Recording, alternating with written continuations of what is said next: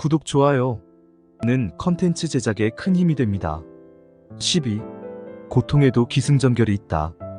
우리는 언제 가장 고통스러운가?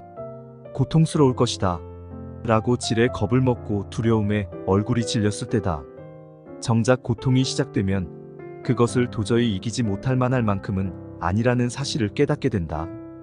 고통은 겪기 전이 가장 강력하고 그 후 점점 약해진다. 체육관에서 러닝머신을 뛰어본 경험이 있는가? 목표는 10km 완주 목표 시간은 30분. 타이머를 세팅하고 드디어 출발. 러닝머신 위를 달려본 사람은 안다. 10km 내내 동일한 값의 고통이 존재하는 것은 아니라는 사실을. 처음 3km쯤까지는 극심한 고통이 밀려온다. 10km를 완주해낼 수 있는 몸을 만들기 위한 세팅을 내면에서 치열하게 준비하기 때문이다. 또한 힘들지? 스톱 버튼을 눌러 내일부터 뛰면 되잖아 라는 격렬한 유혹 때문에 고통은 절정으로 치닫는다. 그러다가 3km쯤 지나면 죽을 것 같던 호흡이 점점 안정을 찾는다. 허벅지를 찌르던 통증들에 점점 무감해진다. 머릿속을 가득 채웠던 고통이 물러나고 목표까지 어떻게 도달할 것인지 비로소 생각다운 생각이 그 자리를 채운다. 그렇다. 고통은 바로 이 지점까지다. 연금술사들은 말한다. 우리에게 정말 다행인 소식이 있다. 고통은 시간의 흐름에 따라 그 가중치가 매 순간 달라진다는 것이다. 고통의 최초 가중치와 고통의 마지막 가중치는 완전히 다르다. 고통의 한복판을 지나 마지막으로 갈수록 가중치는 작아진다. 10km를 뛸 때 고통의 가중치가 처음부터 끝까지 동일하다면 이를 완주해낼 사람은 거의 없다. 인간이 그 존재 자체로 기적인 이유 중 하나는 그 어떤 상황에도 적응한다는 것이다. 아무리 힘겨운 고통도 하룻밤 자고 나면 그 무게가 조금은 가벼워진다. 고통에 계속 휩싸여 있기보다는 고통에서 어떻게 벗어날 것인지의 해결책 모색으로 우리의 몸과 마음이 옮겨간다. 그래야만 생존과 번영이 가능하기 때문이다. 언젠가 크게 성공한 CEO를 강연회에서 만난 적이 있다. 그는 내가 멘탈의 연금술이라는 책을 쓰고 있다고 하자 다음과 같은 말을 들려주었다. 세상에 부정적인 일들은 없는 것 같습니다. 다만 부정적인 감정만이 있을 뿐이죠. 슬프고 괴롭고 고통스러운 감정은 찾아왔다가 반드시 떠나게 마련입니다. 그 감정들은 찾아오는 것은 막을 도리는 없습니다.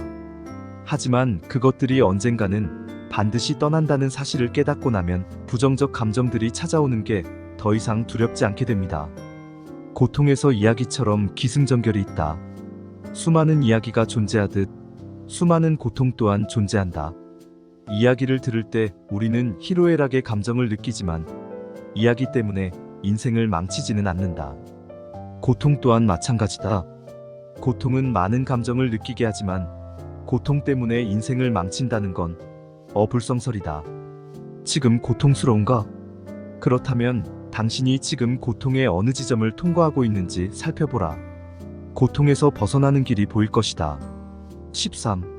내가 누구인지 말할 수 있는 자는 누구인가? 버티는데 실패한 중도 탈락한 사람들에겐 공통점이 하나 있다.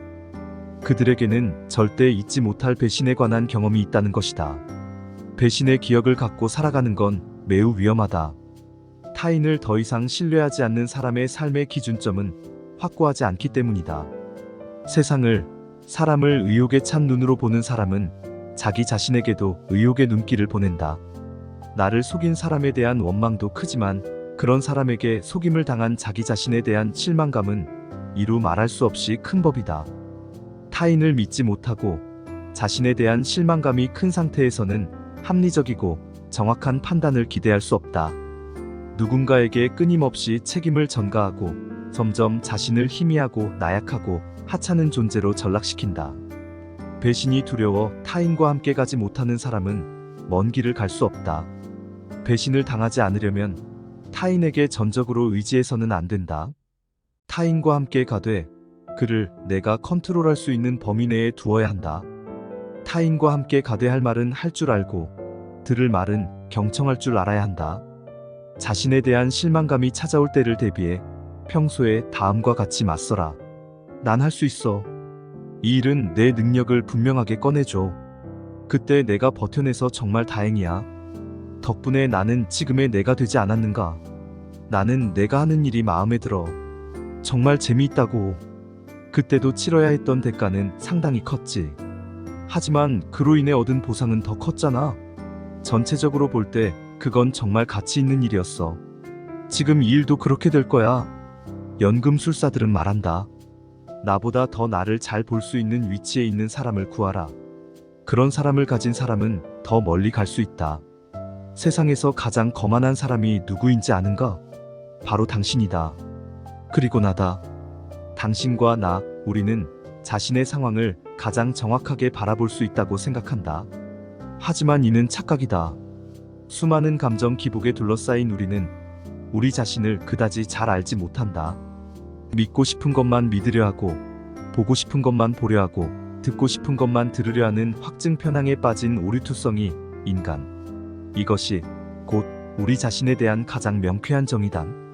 그리하여 우리는 정말 아무것도 아닌 일에 멘탈이 붕괴되기도 하고 거짓말처럼 툴툴 털고 다시 일어서기도 한다. 모든 사람을 신뢰할 수도 없고 모든 사람이 귀인이 될 수도 없다. 믿었던 사람에게 상처를 입었다면 배신감에 치를 떨 것이 아니라 그 믿음을 빨리 회수해 더 적절한 사람에게 줄 방법을 찾는 것이 현명하다. 내가 누구인지 정확히 말해줄 수 있는 사람을 구하라. 멀리 가고 싶다면 그 사람과 함께 가라.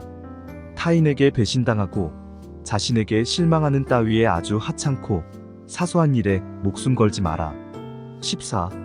예측 가능한 삶을 살고 있는가?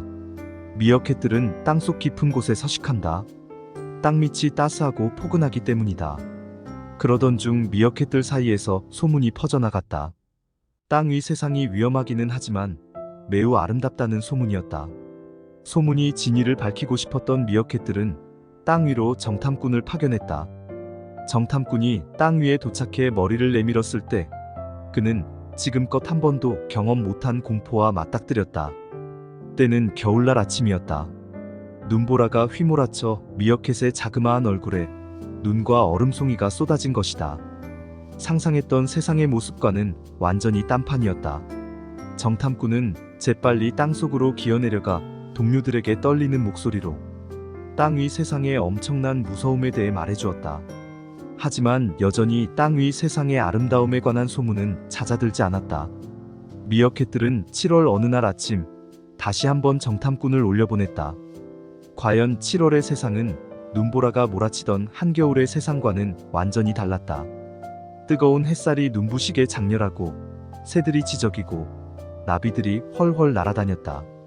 미어캣 정탐꾼은 싱그러운 풀냄새를 맡고 자그마한 배를 드러낸 채 일광욕을 즐겼다. 그리고 다시 땅속으로 내려가 자신이 경험한 바를 열정적으로 들려주었다. 소문은 점점 강력해지고 미어캣들은 어느 말을 믿어야 할지 당체 알 수 없었다. 땅 위는 얼음과 눈으로 뒤덮인 세상인가? 찬란한 빛이 녹색 수반에 가득 들어찬 곳인가? 그러던 어느 가을날, 그리고 봄빛 완연한 날에 새로운 정탐꾼들이 계속 땅 위 세상으로 파견되었고 계속해서 정탐꾼들의 보고는 저마다 달랐다. 점점 미궁에 빠져든 미어캣들은 마침내 결정했다. 세상 구경을 포기하고 땅속에 머물러 있겠노라 선언하고는 박수를 치며 안심했다. 따스하고 포근한 땅속을 떠나지 않아도 됐기 때문이었다. 이 이야기는 어떤 깨달음을 주는가? 자연계와 마찬가지로 인생에도 사계절이 존재한다. 모든 것이 순조로운 여름이 있고 되는 것 하나 없는 차가운 겨울도 있다. 적게 일했는데 성과는 많은 날도 있고 열정에 땀을 흘리며 매진했지만 소득이 별로 없는 날도 있다. 우리 모두는 이 사실을 잘 알고 있다. 영원한 것은 없다. 성공하는 사람과 평범한 사람의 차이는 영원한 것은 없다는 진리를 받아들이는 방식의 차이일 뿐이다. 승리하는 사람, 성장하는 사람, 목표를 얻는 사람은 밝은 날에 도취하지 않고 어두운 날에 낙담하지 않는다. 포기가 빠르고 이곳저곳 기웃거리며 전전하는 사람은 밝고 맑은 날만 이어지기를 학수고대한 나머지 어두운 날이 오면 시리와 좌절에 빠진다. 성공하는 사람들은 춥고 어두운 겨울에 실패라고 부르지 않는다. 그들에게 겨울은 시스템의 일부일 뿐이다. 현명한 사람들도 마찬가지다. 그들은 겨울이 두려워 땅속으로 내려가지 않는다. 겨울이 지나면 봄이 올 것이라는 사실을 알고 있기 때문이다. 여름에는 착실하게 겨울을 대비하고 겨울에는 봄이 올 것이라는 희망으로 버틸 줄 안다. 멘탈이 강한 사람들의 특징은 선순환한다는 것이다. 흐름을 잘 살펴 이를 자기 삶에 효과적으로 적용시킬 줄 안다. 쉽게 말해 멘탈이 강한 연금술사들, 성공하는 사람들은 예측 가능한 삶을 산다. 흐름을 통찰하면 삶이 예측 가능해진다. 여름이 가면 겨울이 오고 겨울이 지나면 봄이 오는 흐름을 알지 못하는 사람들은 예측 불가능한 삶을 살 수밖에 없다. 봄날이 마냥 지속될 것처럼 살고 춥고 어두운 겨울밤이 끝나지 않을 것처럼 웅크려 사는 사람은 버티지 못한다. 포기가 빨라진다. 예측 가능한 삶을 살면 쉽게 무너지지 않는다. 15. 넓이보다 깊이다. 포기는 강력한 유혹이다. 포기하는 순간 모든 것이 고요해진다. 노력도 할 필요가 순식간에 없어진다. 어깨를 짓누르던 무거운 짐이 사라진다. 흡연자를 예로 들어보자. 두렵고 초조하고 압박을 받는 상황에서 담배를 피워 물면 순식간으로 마음이 편안해지고 머릿속 감각이 나른해진다. 그 짧은 순간을 잊지 못해 흡연자들은 무시무시한 대가를 감수하며 담배를 피운다. 포기도 흡연처럼 어려운 중독적 습관이다. 한번 포기를 맛보면 계속해서 포기하고픈 마음에 시달린다. 포기하는 순간 모든 압박에서 풀려나기에 이는 이성적인 행동으로 보일 수도 있다. 하지만 착각이다. 모든 압박에서 풀려나는 것이 아니라 모든 압박을 순간적인 마비 현상을 보일 뿐이다. 현실을 잠시 잊게 하는 순간적인 감각 마비 현상은 짜릿한 쾌감을 제공하지만 곧 더 큰 감각 마비를 요구하는 악순환을 초래한다. 흡연자들이 담배를 피울 공간이 없어져 점점 외곽으로 밀려나듯이 포기 중독자들 또한 점점 인생의 변두리로 밀려난다. 연금술사들은 말한다. 맞닥뜨린 과제를 해결하지 않고 달아나면 그것은 계속 당신을 쫓아다닐 것이다. 어떤 새로운 과제에 착수하든 해결하지 못했던 과제가 계속 따라다니며 새로운 시작을 방해할 것이다. 어떤 일을 할 때는 끝맺음이 가장 중요하다. 결과가 좋지 않다고 해도 어떤 식으로든 결론을 짓고 끝맺음을 해놓을 때 비로소 그 일에서 우리는 벗어나 새로운 것에 도전할 수 있게 된다. 포기하는 주된 이유는 결과가 불투명할 때다. 아니, 정확히 말해 결과가 불투명하다고 지레짐작할 때다. 하지만 결과가 어떻게 될지는 오직 신만이 아는 영역이다. 인생에 악영향을 끼치는 일을 시작한 것이 아닌 이상 우리는 어떤 일에서든 배움을 얻는다. 포기하지 않는다는 것은 단념하지 않는다는 말과 같은 의미다. 단념이란 생각을 끊는다는 뜻이다. 프랑스어를 마스터하겠다는 목표를 세웠다고 해보자. 당신이 프랑스어를 공부하겠다는 생각을 멈추지 않는 한 당신은 언젠가는 프랑스어를 정복한다. 이를 뒤집어 말해보자. 프랑스어를 마스터하려면 프랑스어를 마스터하겠다는 생각을 중단해서는 안 된다.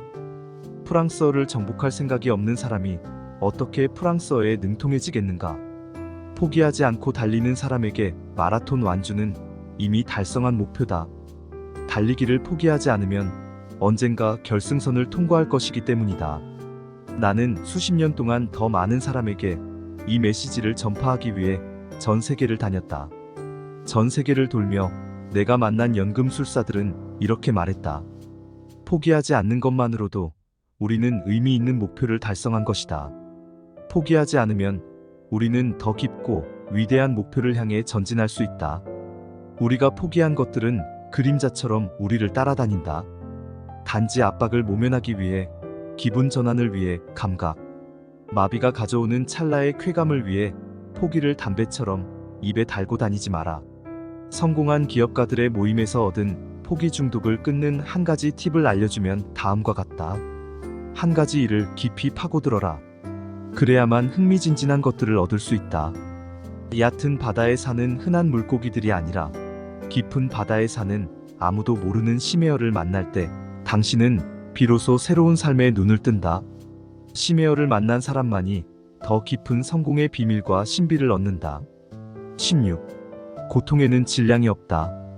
궁극적으로 인간을 움직이는 두 가지 핵심 동력은 고통의 회피와 기쁨의 경험이다. 고통의 회피는 달아남을 통해 달성되지 않는다. 앞에서 살펴본 것처럼 해결하지 않고 피해버린 문제들은 그림자처럼 우리를 따라다닌다. 고통의 회피는 오직 고통을 무력화시키는 것만으로 달성된다. 고통을 고통스럽게 받아들이지 않는 것이다. 앞에서도 말했듯이 고통은 그것을 경험하기 전에 가장 고통스러운 법이다. 막상 고통의 구간에 진입하면 우리는 곧 깨닫게 된다. 고통스럽지만 견디지 못할 정도는 아니라는 것을, 그리고 그 고통은 점점 그것을 겪을수록 얇아지고 희미해진다. 적을 이기는 가장 지혜로운 방법은 적을 만들지 않는 것이다. 하나의 적을 없애면 또 다른 적이 나타나고 그 적을 해치우면 또 다른 적이 나타난다. 처음부터 적을 만들지 않으면 이 악순환을 끊을 수 없다. 고통을 고통으로 받아들이지 않으면 고통은 더 이상 우리 삶에 나타나지 않는다. 그리고 마침내 우리는 진정한 기쁨을 경험한다. 피하지 않고 정면으로 맞서는 사람을 천천히 살펴보라. 그들은 얼굴은 자신감에 넘쳐 있다. 그 자신감은 어디에서 왔는가? 고통이 더 이상 고통스럽지 않게 된 곳에서부터다. 연금술사들은 말한다. 고통은 단지 통증일 뿐이다. 실체가 없다는 뜻이다. 고통은 우리의 감정이 반응해서 나타난 현상이다.